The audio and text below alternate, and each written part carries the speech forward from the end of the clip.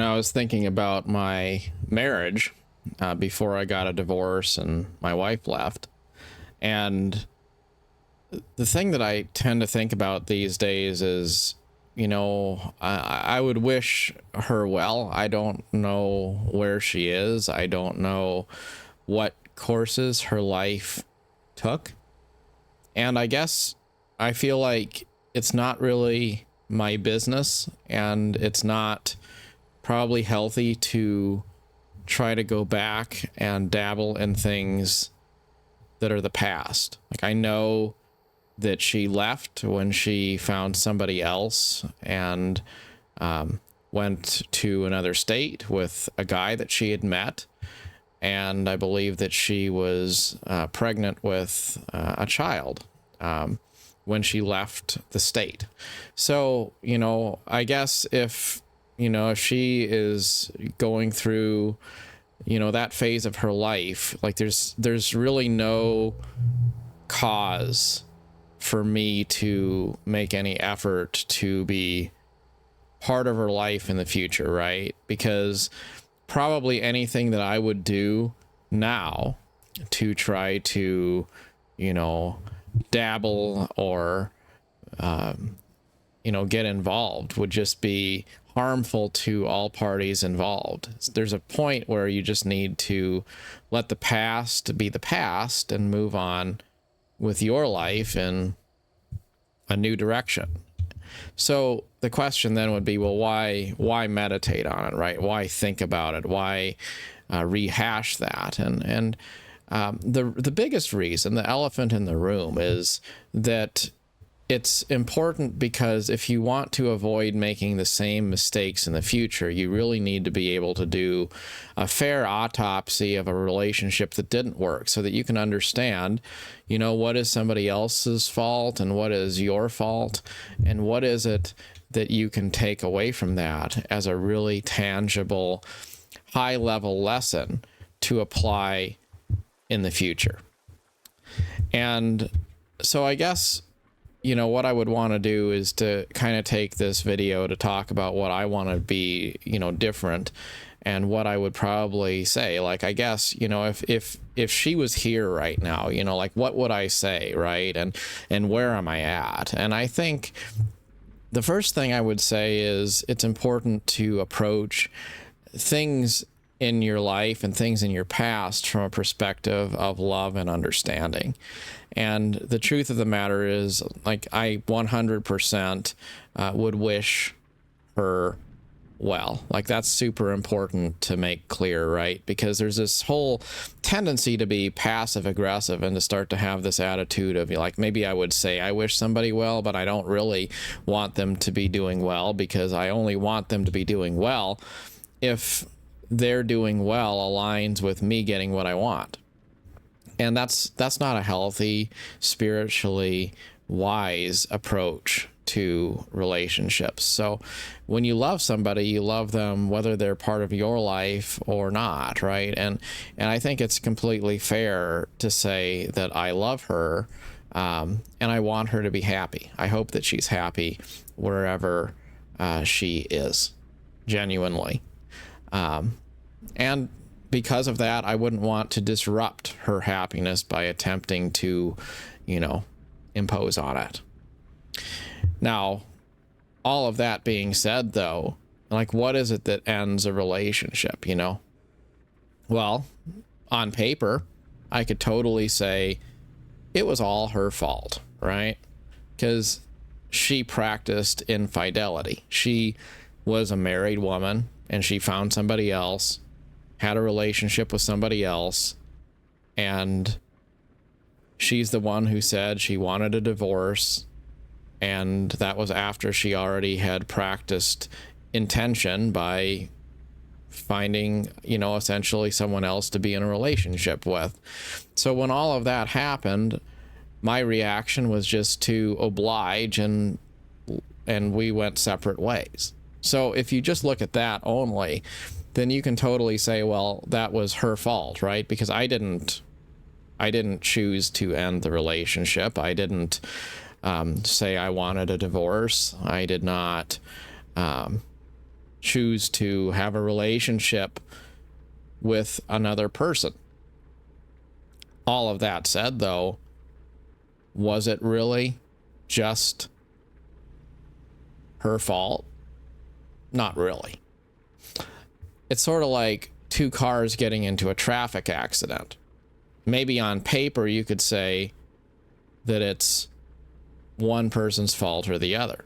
In fact, that happened just the other day. I walked outside of my apartment and I'm walking down the sidewalk, and then I hear the crash because a couple folks have plowed into each other. And one car had turned left out of a side street, and then just as they turned out onto the main road, a pickup truck came barreling through and just totally rear-ended them. And so by law, it would 100% be the fault of the pickup truck, and I don't debate that. The pickup truck totally rear-ended a car just because they were probably on their phone, not paying attention, something like that, right? But it is also something that the victim, the car that got hit, could have done something about. They could have driven more defensively. They could have looked both ways before they pulled out into the street in front of a vehicle that did not appear to have any intention to stop. They were not paying attention either. That's the truth. And in any relationship, usually, even if one party could be said to be at fault, both parties are involved, and usually there's a path that you could take that would prevent catastrophe if one side was willing to build a bridge more than 50% of the way across. So that's something that I think is really important to remember when you're in a relationship or you're in a situation when you feel indignant, when you feel maybe invisible, you don't feel respected, all of that kind of stuff. Do you go inside yourself? Do you kind of shut the world out and just emotionally feel like you're the victim of something? Or do you try to put yourself actively in the shoes of the other person? I was watching a sermon the other day about marriage, and there was a preacher who showed the audience two cups. One of them was a sturdy mug, and the other one was a teacup, a piece of fine china. And the point he was making was both of those two cups are designed to essentially do the same thing, to be drank from and to hold liquids. But the reality is the mug can take a beating, but the fine china cannot. And so he was actually talking to guys specifically in this particular moment. He was saying, you know, guys, you need to understand that you can take a little bit of a beating in many ways, like obviously not physically, but you know, you can take a little bit of rough handling and you're probably going to be okay. But your wives are not necessarily as tough because women are more sensitive, and no matter how much you try to be progressive, the reality is that the whole reason why we are attracted to each other is because we are different. So it's important to understand that you can't treat the fine china the same way as you would treat the sturdy mug. If you do, you're going to destroy the fine china. And yeah, you could say that the fine china should have been designed better. It should be stronger. That's fine.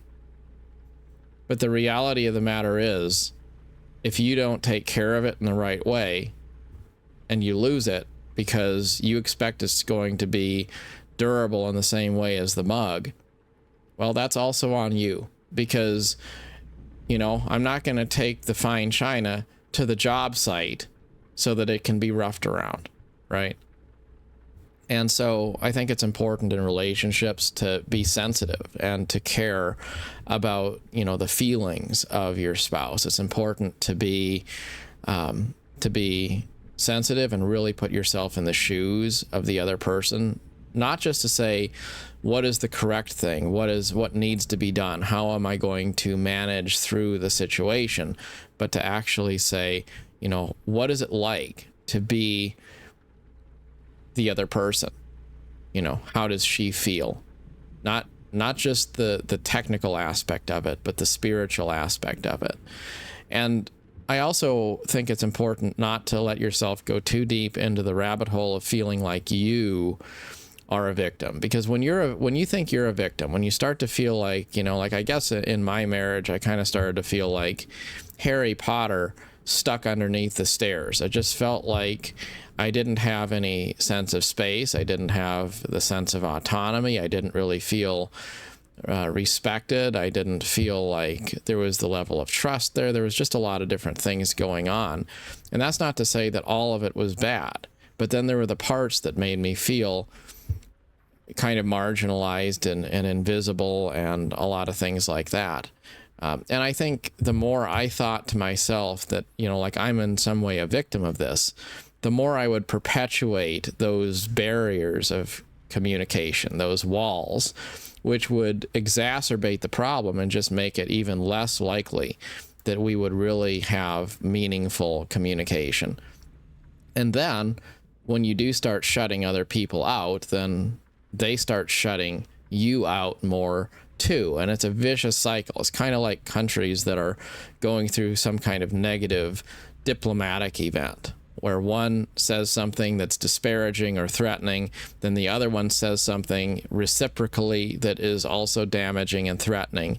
And it just goes back and forth for a long time. And then it gets a little bit worse a little at a time, until eventually you have two countries that maybe are at war with each other because they just, they both see each other as being the victim of something.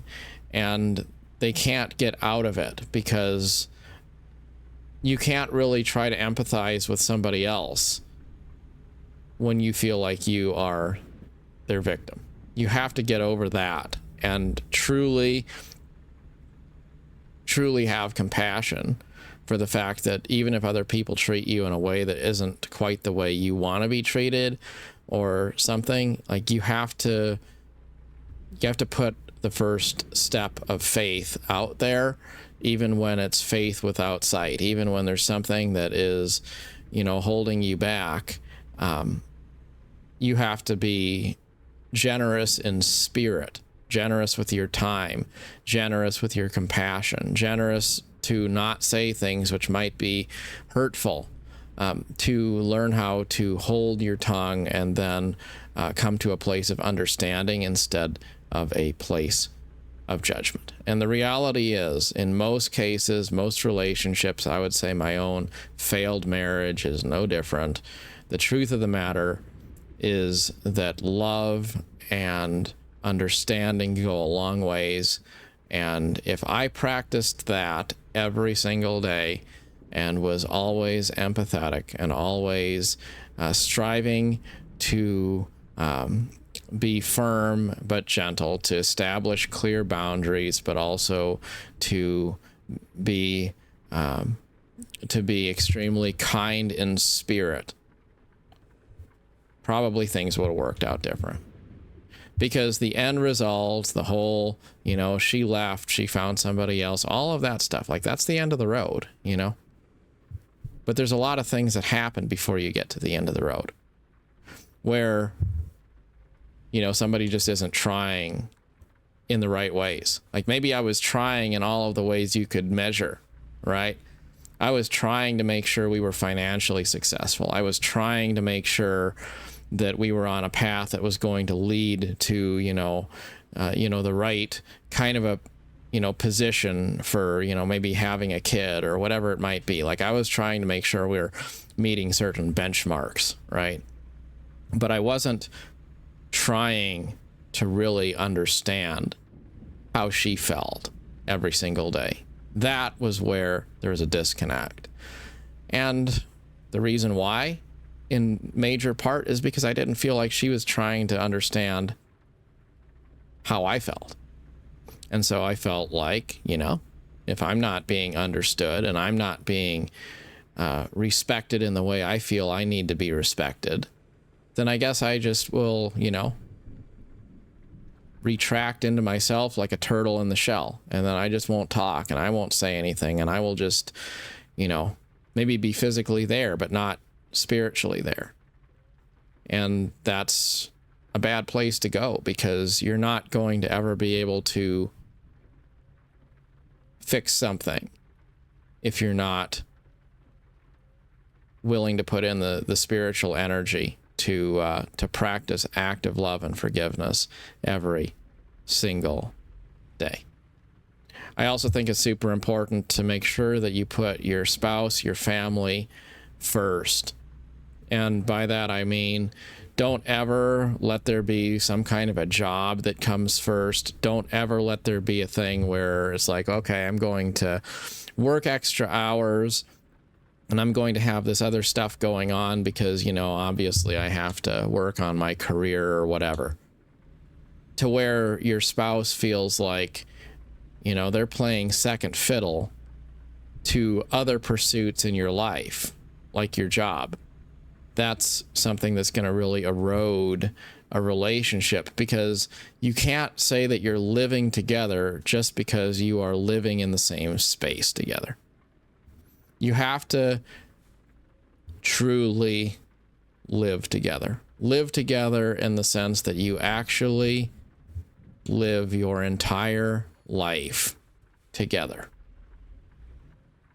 On a spiritual level, your life is lived in a shared way emotionally.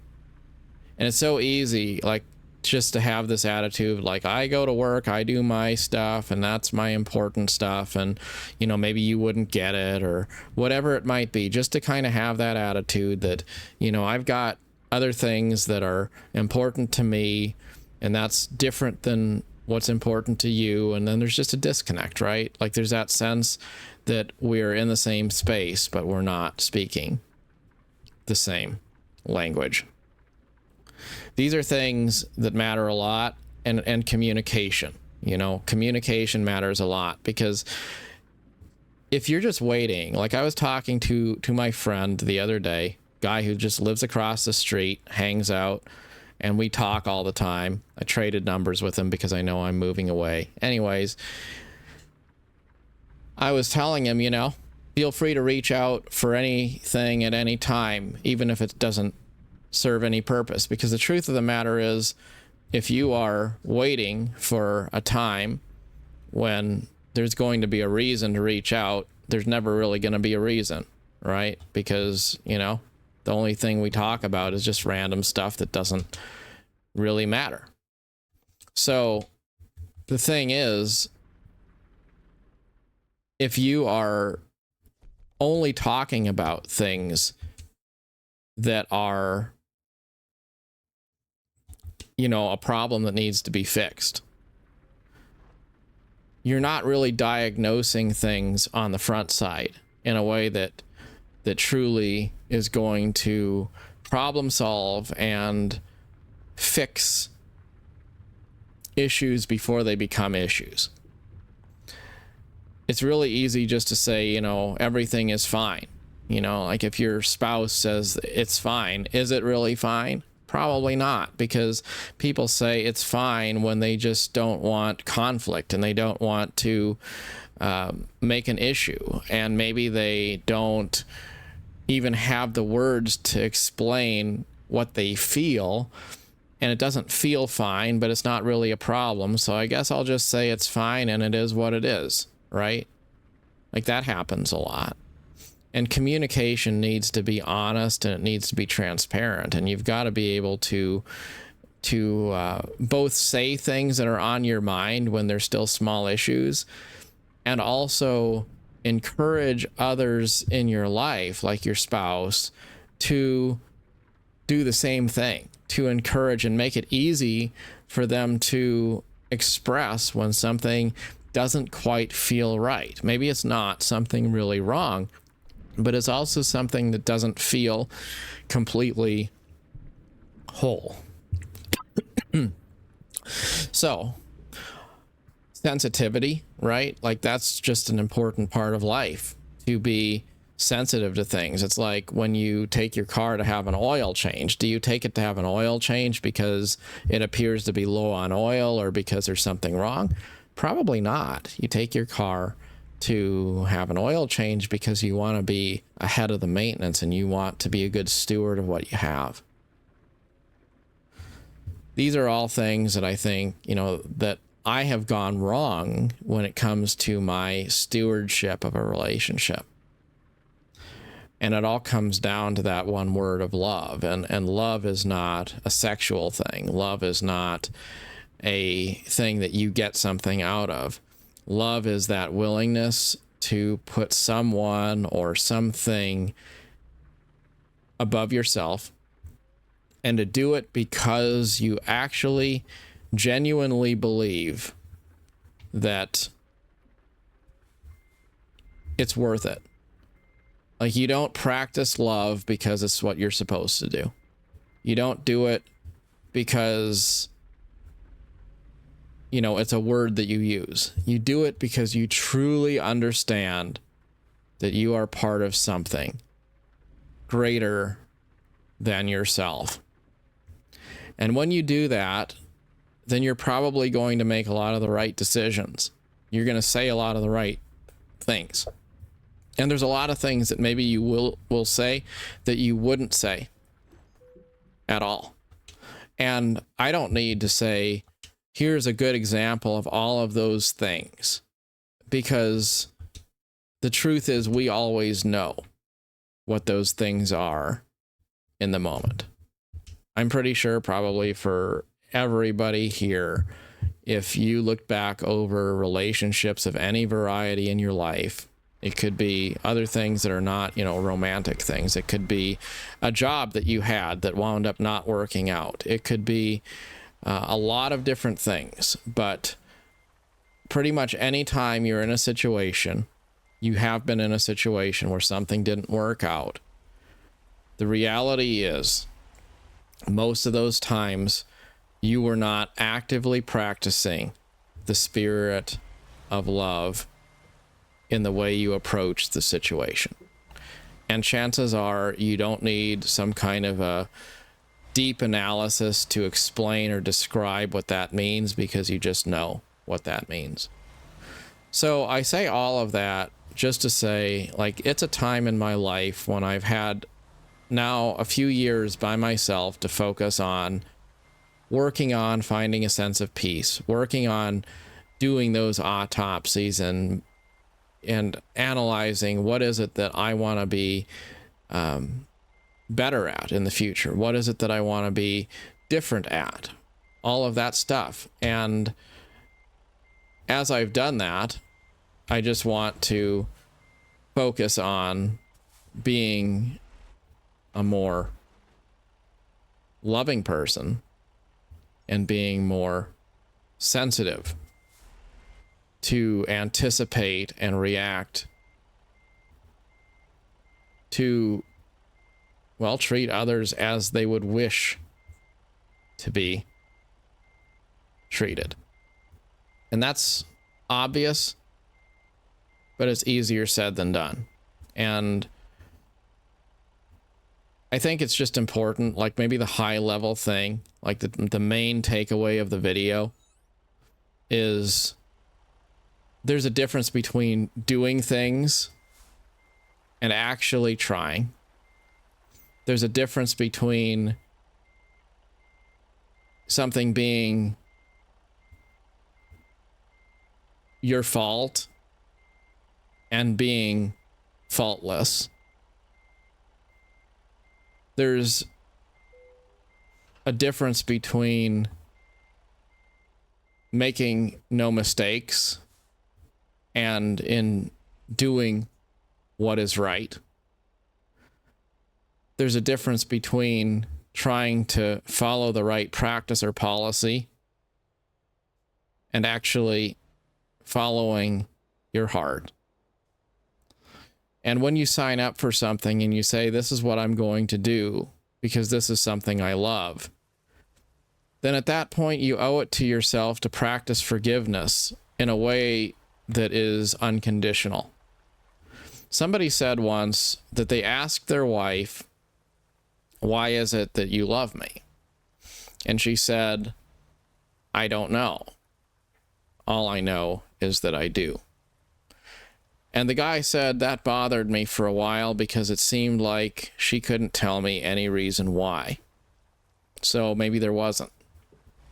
But he said, as time went on, as I grew as a person, I came to understand what she was actually trying to say.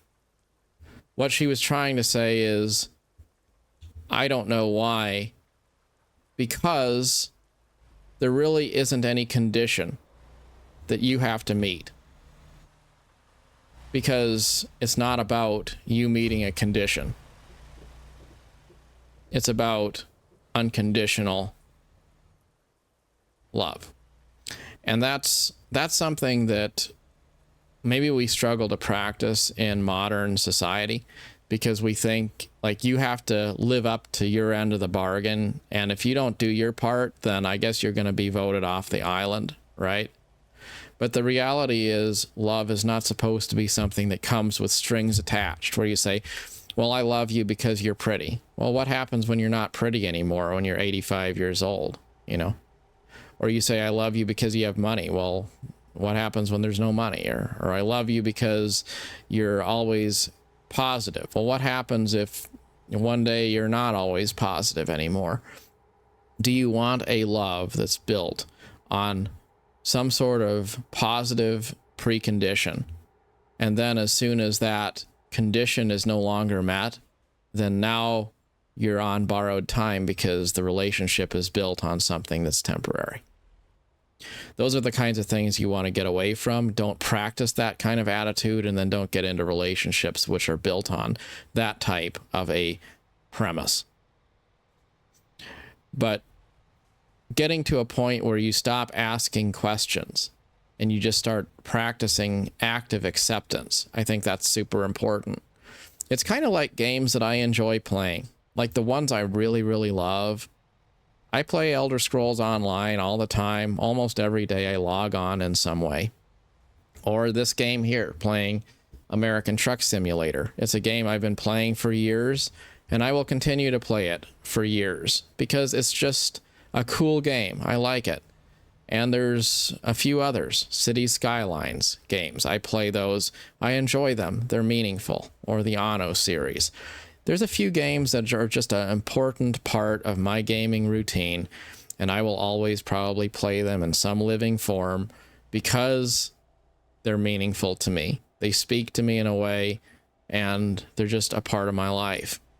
It's not that I played them because I watched a review yesterday that they had the best graphics or something like that. It's just because I like them.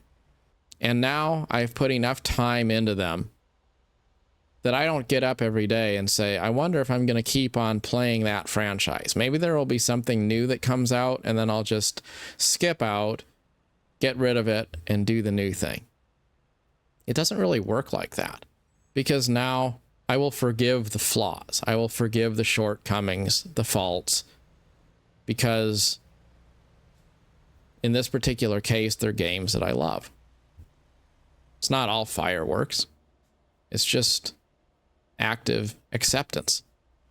And do I sometimes think things like, you know, one of these games is limiting or frustrating, or there's something about it that doesn't quite live up to my expectations of what I wish it was? Sure, absolutely.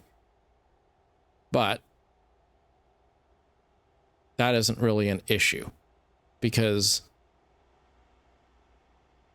I don't feel like I have to ask the question every single day of whether it lives up to my expectations, because it doesn't have to live up to expectations in order to be something that I enjoy as part of my life. And it's far more that way when it comes to relationships and things with real people. When you love someone, you owe it to yourself to stop comparing them to other people, to other things, and to your perception of what perfection could be. Because nothing and no one is ever going to live up to a fictional thing that you put on a pedestal because you think that they should somehow live up to that. No one, nothing's going to be at that level. So if you're putting things, people on a pedestal, you're comparing them, that's very toxic. Don't do it. And I guess as a final thing to close out, I would also say red flags, right? Because there are things in any relationship where if you look at it and it's a relationship that doesn't end well, there's things that probably weren't good that led to corruption or led to failure or led to something not lasting. And if you're honest, you would look back and you would say, yes, I did see the signs. I knew there were red flags there and I chose to ignore them. The big rocks, like, can a person be counted on? Do they have a history of fidelity, or do they have a history of infidelity? Do they have a history of personal responsibility, or do they have a history of not being very responsible?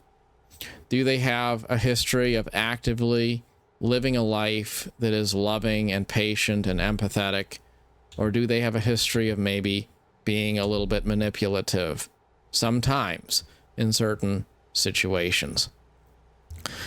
That's not a reason to hold grudges against people. And if you're already in a relationship, it's not even something you should think about, because the reality is you should focus not on whether someone's perfect, but rather on loving them perfectly. But if you are in a situation where you don't have any relationships, you have just an empty room, an empty space that could be a future home for something meaningful, well, I'm reminded of a verse of scripture, and it says that demons were cast out of a man, and the demon that was in him went out.